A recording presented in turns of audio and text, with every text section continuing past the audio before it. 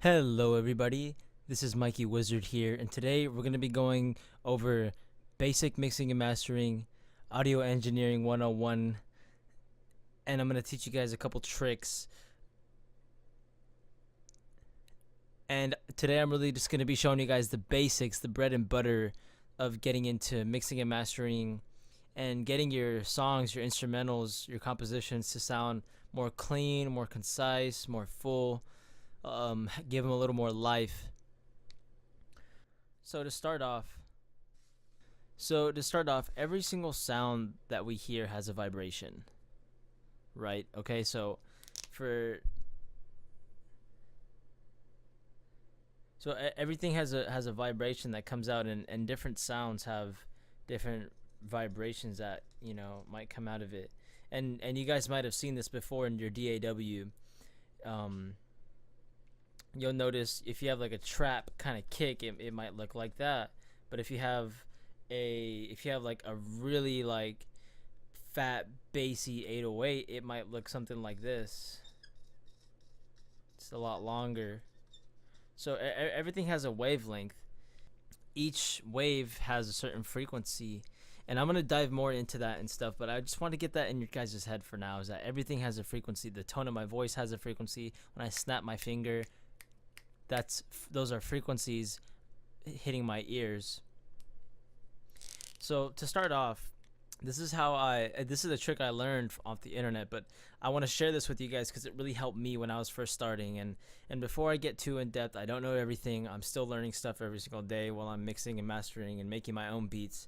So take everything with a grain of salt. I'm still learning. If you guys have any other tips you want to share, or you want to correct me on something I'm talking about, please throw it down below in the comments. But anyhow, I really want to show this. This is the way I like to think about my song. So I'll start off with a triangle here. Now bear with me, I'm a terrible artist and I got really bad handwriting, but but you guys will get it here. So this is my song, and this point right here, this very fine point, this is the listener. This is where we are. This is where our ears sit, and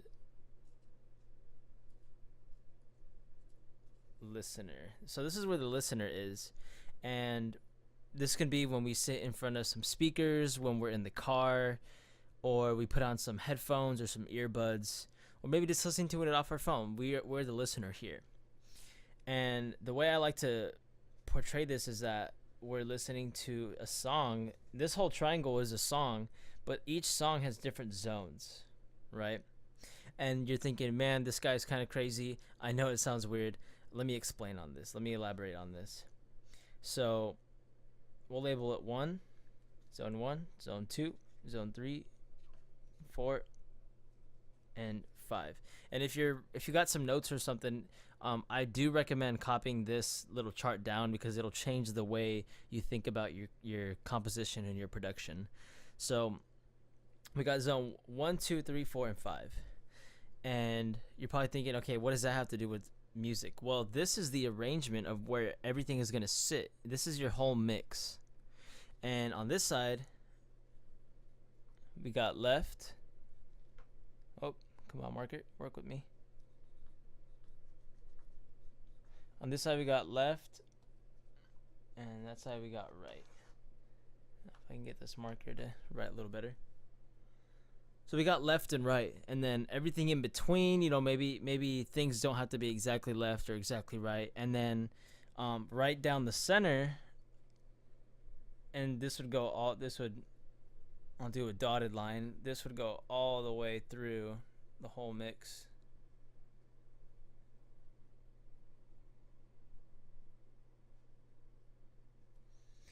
This would be the center right here. That'd be the very middle of the song. And speaking of the center, whenever anything is referenced to be in mono or mono, however you prefer to pronounce it, that means it's taking everything that's on this whole spectrum and putting it down the center. So mono is just everything being in the center. Mono is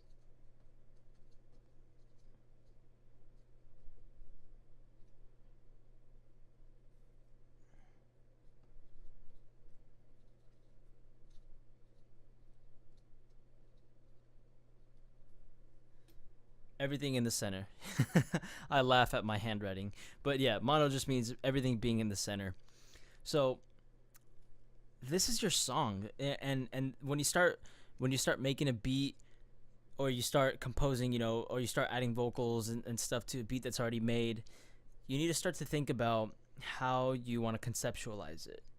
So the way that these zones are set up here is you have one, which is the closest zone to the listener, and you have zone 5, which is the farthest zone from the listener. And the more you go closer to 5, the further away things sound when you listen to it on some speakers or in some headphones. And the closer you are to number 1, the closer you are to the listener, the more present it might sound. And this is really interesting because when you start thinking about different things, you might go, okay, I'm gonna add a piano and I want to have it be in zone 2 maybe. And looks like this marker's giving out on me. Good thing I got an extra one right here. Zone 2 maybe. So maybe you want your piano to lie right there. And next thing you know, you're like, you know what, I got some hi-hats and I want them to lie a little bit behind 2 on zone 3. And during the mixing, you might think, you know what, I'm going to change my mind. I'm going to get rid of those hi-hats, and I actually want those hi-hats to be panned to the left a little bit in zone 3. And you can do that while you're mixing and mastering. What I really, really want to drive home with this is understanding where things are going to be sitting in the mix. The biggest flaw that I see is moving things in different zones or to either left or right with no direct intention. So every time you're mixing and mastering, every move you make should be made with an intention. If, let's say right here we have the hi-hats, we'll just say hi-hat, right? Let's say you have it in zone 3 and you go, you know what, I want to get the hi-hat in zone 2 a little closer to how I can hear it, because I can't really hear it that much. Now, this is where things get really interesting, and this is where it gets hands-on. There's a number of ways that you can get this hi-hat from zone 3 to zone 2. One of the most simplest ways, volume. By simply increasing the volume of this hi-hat right here, it can be moved up to zone 2 if you turn it up loud enough. Pretty simple, right? Now, when it comes to moving things and placing them in different zones, there's tons of tools that you can use. There's tons of tools. There's the most common tools, which are like the bread and butter of mixing, these are going to be equalization, also known as the EQ. I know you guys have seen and heard this before. And also the other part of this is compression. And I know compression is kind of the scarier one of the two. But if you know how to use these correctly, it can make a huge difference in your mix with just these two being used, or even just EQ being used and volume being used. But I guess I should say there's three components of mixing, the bread and butter of mixing, and you shouldn't forget about volume, because volume is just as important as EQ and compression. So never forget about that. Now, the thing you want to start to get down is your own style and your own taste of how you want to balance out your song across this spectrum here. So what I like to do is I really, really like to have my vocal right up front and the one down the center. So if I make a beat and someone raps on it or sings on it, I like the vocal to be right up front, nice and crisp and clear, and right down the middle, not panned to the left or to the right. I mean, maybe I'll add extra backup vocals to the left and the right, maybe in zone 3, a little further away, but not as the main vocal. Maybe I could put backup vocals here. backup vocals, you know. I also really like to put my kick right down the middle in the zone 1, and my snare somewhere in between 1 and 2, right down the middle. Kick, snare. Now these three are, for the most part, within most hip hop music or R&B music. These three elements are going to be the most driving instruments, the most driving elements in the song. So they're going to make the song progress, or to either pick up or slow down, or build up or to drop, so to say. And also another thing, I also like to keep my bass line within these two right down the center. Just another one. Now you're going, dang, Mike, you're putting everything right down the middle. Well, everything else is all up to your own taste. So the hi-hats don't have to be exactly down the center. Maybe you could have hi-hats here on the left and on the right, you know. And maybe you, when you add it, your piano could still be right here on the 2, and you could maybe have like a guitar right here, and maybe like a synth right over here. The thing that you don't want to do, that you want to avoid, is you do not want to have everything crammed into the 1 zone. And that's something that a lot of beginners do at first mistakenly, because, you know, they want to hear everything that they added. They want to hear all their ideas at the same time. But unfortunately, there's only so much room that can be made for squashing so many elements together. So when you're making your beats, start thinking about this, because I used to do this all the time. Do not, big tip right here I could give to myself 6 months ago. Do not overdo it on the beat. Simplicity can be a beautiful thing. Now, trust me, please trust me on this. I'm a huge fan of adding a bunch of instruments and crazy noises and all these chants and a bunch of 3 different kinds of snares and so many hi-hat rolls, and I love that. Don't get me wrong, but the more elements that you add to the song, the more difficult it's going to be to mix. And eventually, to get an excellent, superb mix, if you added too many elements to it, then one of the ways to fix that is to get rid of some elements. So, and it's kind of a harsh thing to do. No one really wants to get rid of their good ideas, you know, but I find myself a lot having ideas and stuff that I really love, but I have to let go for the sake of the song as a whole. So don't forget about that. Also, keep in mind, when you're diving into this, the biggest thing about mixing is finding a balance. You know, how much is in the background compared to the foreground, and how much bass is there compared to melodic instruments. You know what I mean? How loud is the snare compared to the vocal? Is it too loud? These are the things you need to start understanding. And it really comes down to having a balance in your mix. So another tip from me is, when you're making a beat, leave room for the vocal. Okay? Don't put so much stuff on there that someone won't be able to rap on it. So leave room for the vocal. If the beat sounds really good already and it doesn't need anything more, don't add anything more. Leave it there.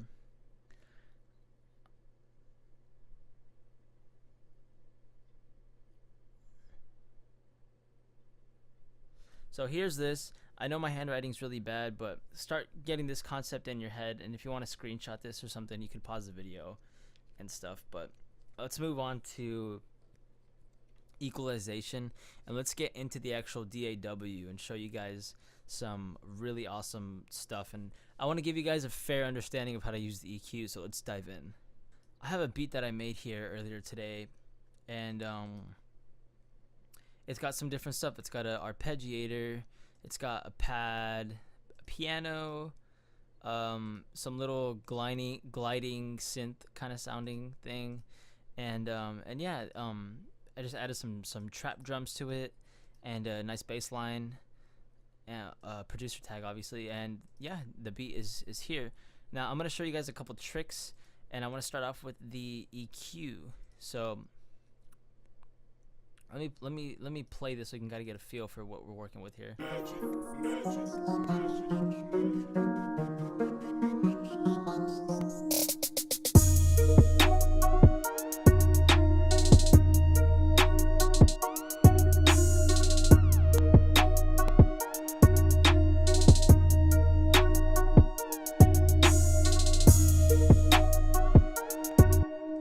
Okay, nothing too crazy. Simple melody. We have this arpeggiator that's kind of like the main melody.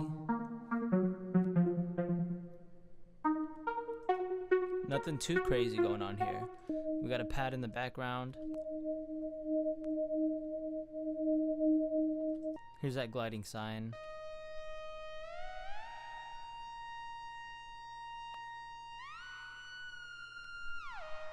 Now this has some pretty minor mixing tools on it, but I really want to show you guys how to use this guy right here, the equalizer, also known as the EQ.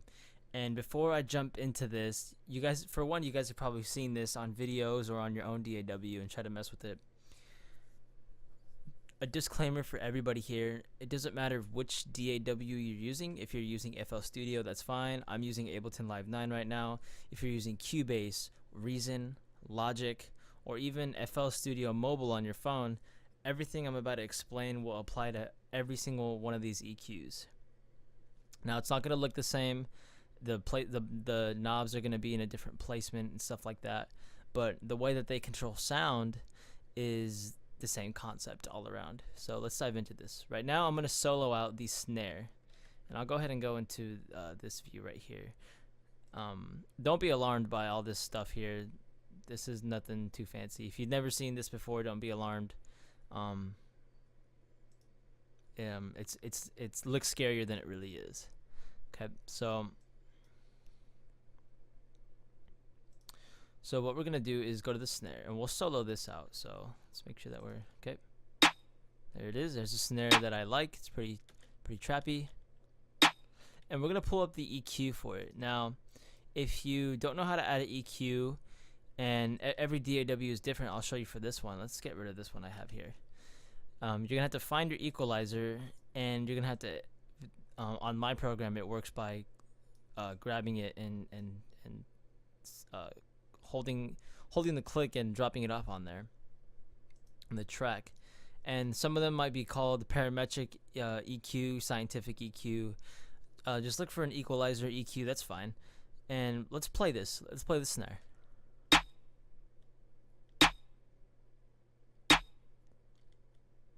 Wow. I mean, just think about it. This is what a snare looks like. Like in sound waves, of course, on the frequency spectrum.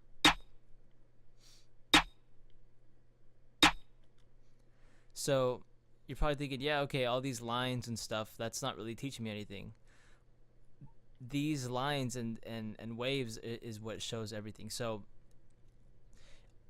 this spectrum goes all the way, mine goes all the way from 30 hertz, that's what the increments are counted by as hertz, all the way to about almost 22,000 hertz. So we got from 30 hertz to 22,000 hertz.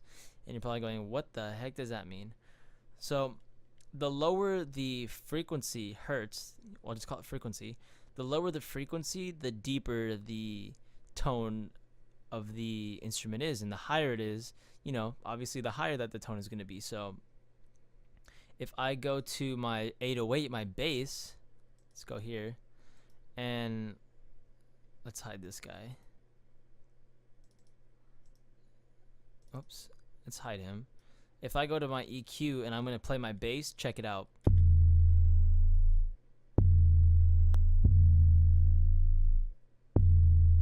It's deep. It's a deep bass, and notice most of it, the most powerful frequencies are all up on this low end right here. That's what they call it, the low end. See, all right here. And if I go to hi-hats, these are these are a lot higher pitched, right? So check it out when I actually when we look at the EQ for the hi-hat. The total opposite end. Total opposite end. Pretty awesome, right? Now, I could pitch this down, and you can see it start shifting down the frequency spectrum, and it also tampers with its actual pitch.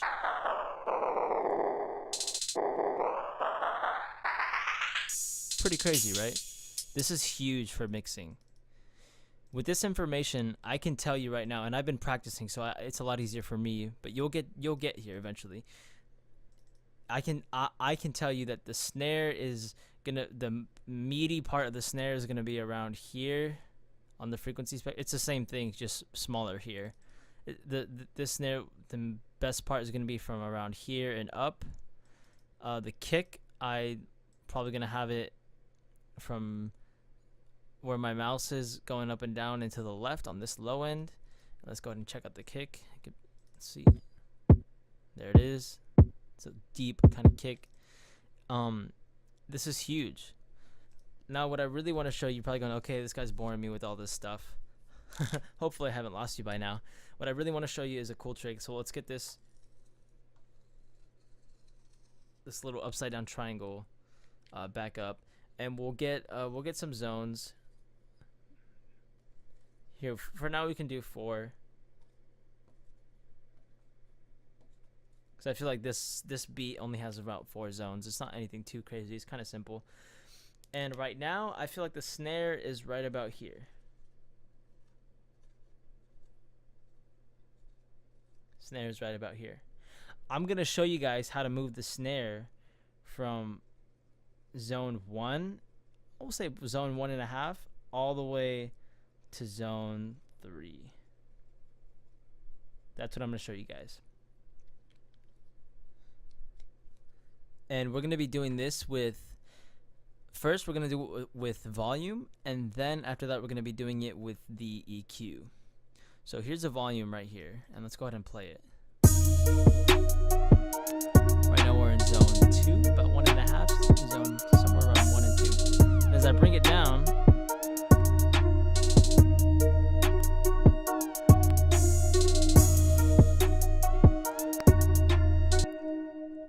and see, just bring the volume down, I brought it from this zone to this zone. And now I can do vice versa. Now, if I accidentally might have put it in zone 3, I can bring it back up to zone 1.5 by just bringing the volume back up.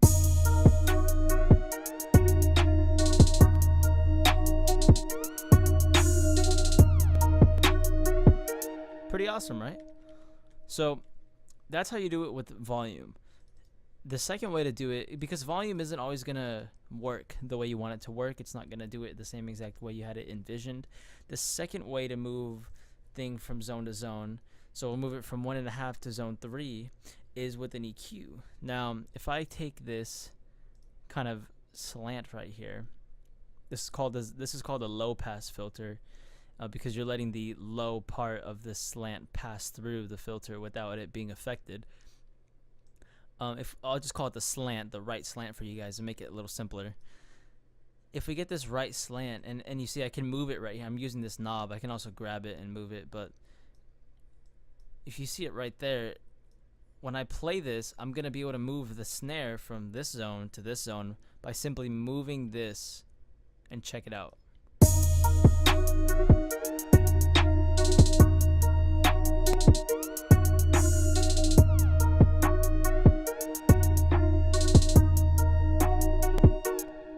Crazy, right? I know. it's crazy. The possibilities are really limitless. And if we solo the snare, it's kind of giving that effect of like standing outside the club, you know, the music's like inside, you're outside, right? And this is because everything on this right side, this high end of this frequency spectrum, this whole signal of the snare sound is being cut off. It's being completely turned off and muffled. Now as I bring it back out, it starts to get a little closer. Now we're going to start moving from zone 3 to zone 2. As I do it all the way up, it sounds right back in our face.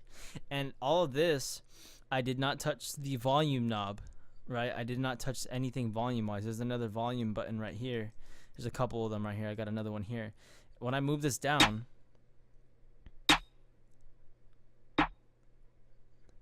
I don't touch the volume knob, but the volume does get a little quieter.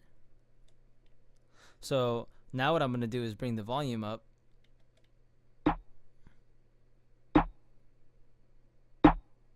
Bring it up a lot. I brought it up a lot right there. And now I just took the snare from being in zone 3, from being very muffled, to still being very muffled, but in zone 2 by bringing the volume up a little bit.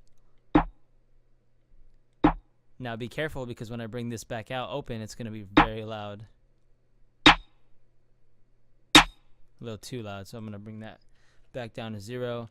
And we're at our normal snare again. Play it in context. This is huge. I mean, if I wanted to, I could get the whole beat. And this is the whole beat on an EQ. And I can really make it sound like we're standing outside of the club waiting to get in line. Check this out.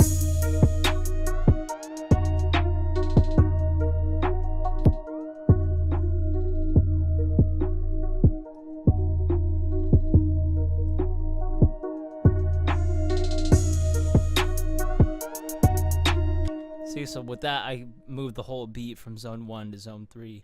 And then you can also do it the other way. So notice when I brought this back, all of the bass was really, really nice and powerful still. The bass didn't go anywhere. But a lot of the bigger melody instruments, a lot of the higher pitch stuff like the hi-hats kind of went away.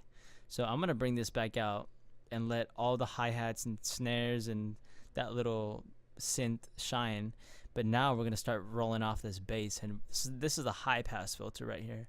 So let's go ahead and bring that high-pass filter out.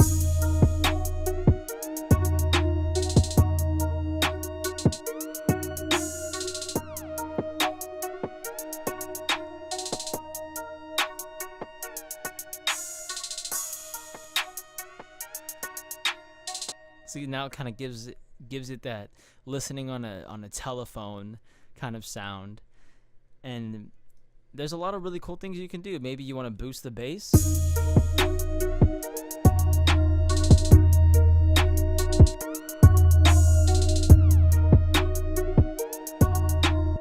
Maybe that snare is a little too loud.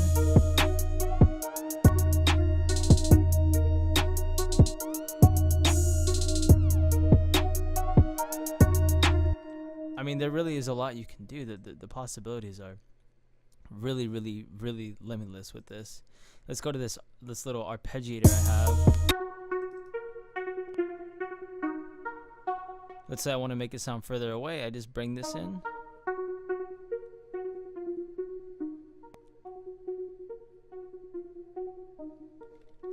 And then bring it back. See, if I open it up, it sounds a lot closer.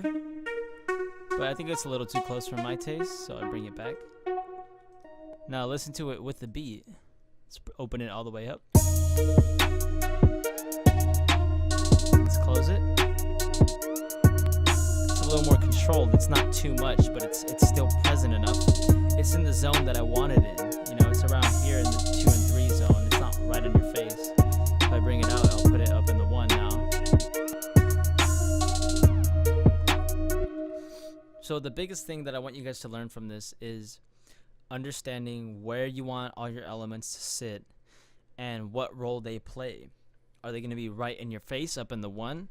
Or are they going to be kind of in the background, just kind of back there, maybe adding a little bit of taste to, a little bit of spice to your track? So keep in mind of all this stuff and just make sure that you don't overdo it and fill up this whole space with 1,000 different sounds and instruments, because it's going to be really, really, really hard to really balance it all out, since there's so much to be mixed and balanced.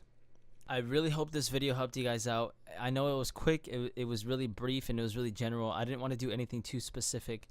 Guys, please let me know how you feel about this video. Did it help? Did it not help? If you have any questions, please let me know. I'm really thinking about doing a live stream session and just being able to teach you guys some more live, and you guys can ask some questions and throw some questions down, and I can answer those live and really show you guys as you guys ask the questions. So please let me know if you guys want to learn more about EQing. I can teach you guys about compression, all kinds of different stuff. Thank you guys for watching. This is Mikey Wizard. You guys have an awesome day. Keep pursuing your passion. Keep hustling, guys. Take care.